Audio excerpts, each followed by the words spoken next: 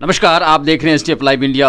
राजनीति में कोई किसी का सगा तो नहीं ही होता है। अक्सर आने पर सामने वाले को भी दगा दे जाता है और जरूरत पड़ने पर गले भी मिल लेता है। कम से कम बिहार की अगर बात करें तो इस तरह का उदाहरण अक्सर सामने आता रहा है। अन्य मामलों को दरकिनार कर अगर सिर्फ चाचा भतीजे की बात करें तो बिहार की राजनीति इन दिनों चाचा भतीजे के इर्द गिर्द नाच रही है।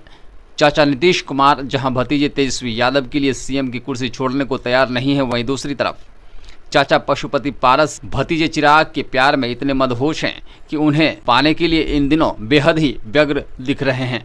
स्थिति यह है कि कल चिराग को अपना खून नहीं मानने वाले राष्ट्रीय लोक जनशक्ति पार्टी के मुखिया पशुपति पारस अब न केवल चिराग को अपना बेटा भतीजा बता रहे हैं, बल्कि यह भी कह रहे हैं कि दिवंगत रामविलास पासवान उनके भगवान स्वरूप हैं और वह उनकी रोज पूजा करते हैं। जबकि यह वही पारस है जिन्होंने एक वक्त चिराग पासवान के पिता रामविलास पासवान की पार्टी के सांसदों को तोड़कर अपने साथ कर लिया था।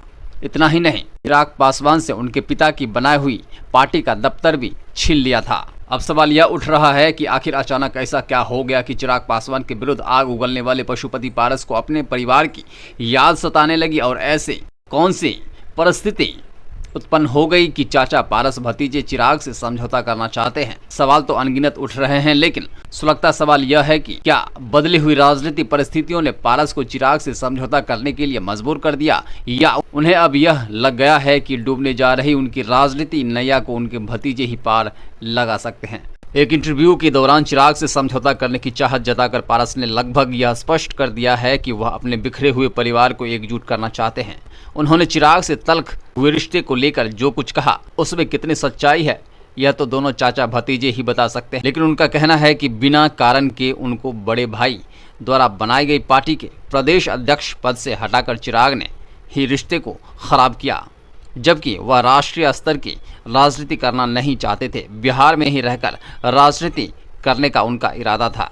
पूर्व केंद्रीय मंत्री पशुपति पारस ने कहा कि पहले पार्टी और विरासत को लेकर दोनों के बीच मतभेद थे, लेकिन अब वह रिश्ते सुधारने की चाहत रखते हैं। उन्होंने यह भी कहा कि चिराग उनके बेटे भतीजे और वह उन्हें दिल से खूब मानते हैं। चिराग को वास्तव में वह अपना खून मानते हैं। लोकसभा चुनाव से पहले तक चिराग को अपना नहीं मानने वाले पशुपति पारस कहना है कि चिराग और उनके बीच के रिश्ते में मिठास भर जाए, यही उनकी चाहत है।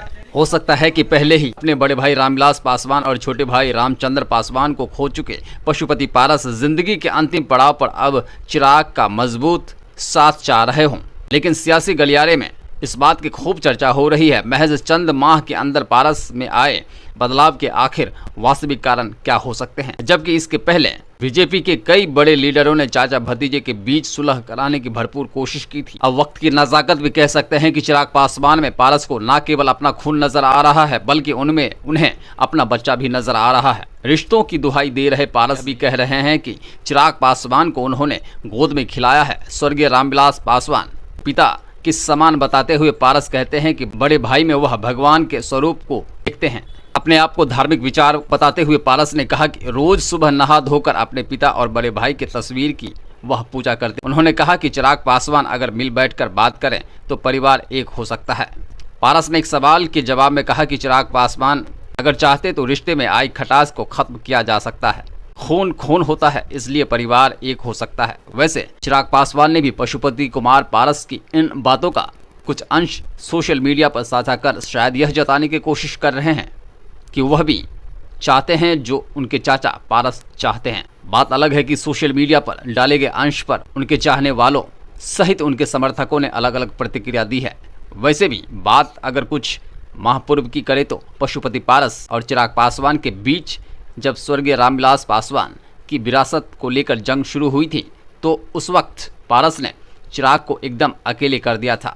चिराग पासवान को बिना बताए ही उनके तमाम सांसदों को अपने साथ लेकर लोक जनशक्ति पार्टी पर अपना अधिकार जता दिया था। कह सकते हैं कि उन्होंने दूसरे भतीजे अर्थात समस्तीपुर के सांसद प्रिंस राज के साथ मिलकर पूरी पार्टी पर ही अपना कब्जा जमा लिया था।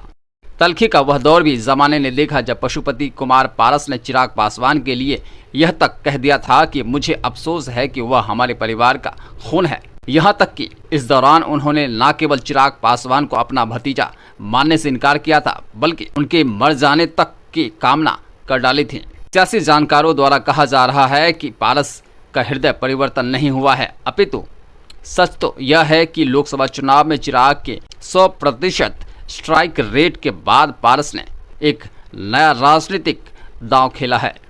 राजनीतिक तौर पर बिछड़ चुकी पारस को इस बात का भान हो चुका है कि बड़े भाई रामविलास पासवान की राजनीति जमीन उनसे अब छिन चुकी है।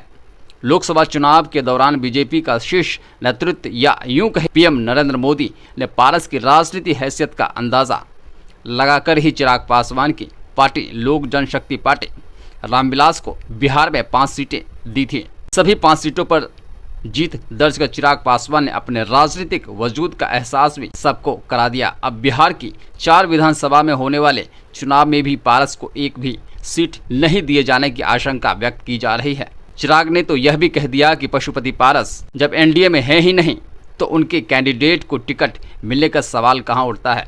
जिस सुनील पांडे को तराली विधानसभा से टिकट दिए जाने की वकालत कर रहे थे वह भी भाजपा में शामिल हो रहे हैं। बहरहाल लोकसभा चुनाव के पहले एनडीए की सीट बंटवारे से बेदखल कर दिए गए राष्ट्रीय लोक जनशक्ति पार्टी के मुखिया पशुपति कुमार पारस चिराग के साथ समझौता कर अपना राजनीतिक अस्तित्व बचा पाएंगे या नहीं, यह कहना तो फिलवक्त कठिन है। लेकिन इतना तय है कि चिराग पासवान और पशुपति कुमार पारस के बीच अगर समझौता हो जाता है तो रामविलास पासवान के निधन पश्चात 2 भागों में बटी लोजपा न केवल एक हो सकती है बल्कि पशुपति कुमार पारस और भतीजे प्रिंस पासवान का राजनीतिक कैरियर भी बच सकता है। वैसे इस बात को भी कभी नहीं भुलाया जा सकता है कि लोकसभा चुनाव में सीट बंटवारे के दौरान भी चाचा और भतीजे के बीच काफी जुबानी जंग चली थी। सीट बंटवारे के दौरान पशुपति पारस हाजीपुर, खगड़िया और वैशाली की सीटों पर लगातार अपना दावा करते रहे थे। लोजपा न केवल एक हो सकती है बल्कि पशुपति कुमार पारस और भतीजे प्रिंस पासवान का राजनीतिक कैरियर भी बच सकता है।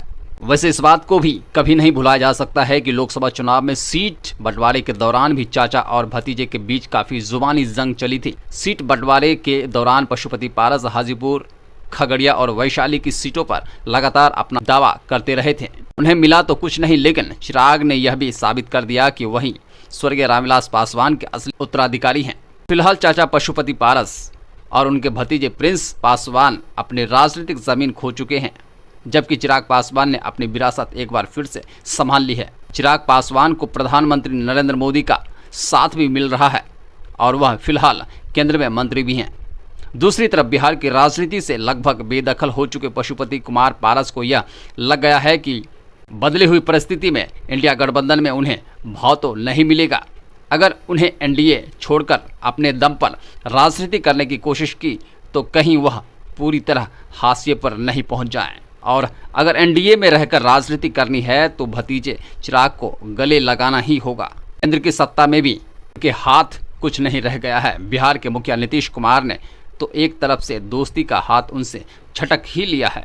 ऐसे में देखना दिलचस्प होगा कि पशुपति कुमार पारस अपने और भतीजे प्रिंस कुमार राजनीतिक कैरियर को बचाने के लिए एक बार फिर चिराग पासवान के सामने घुटने टेकने को तैयार होते हैं अथवा कोई नया ऑफर मिलते ही उनके द्वारा कही गई बातों से मुंह फेर लेते हैं। SDF news bureau.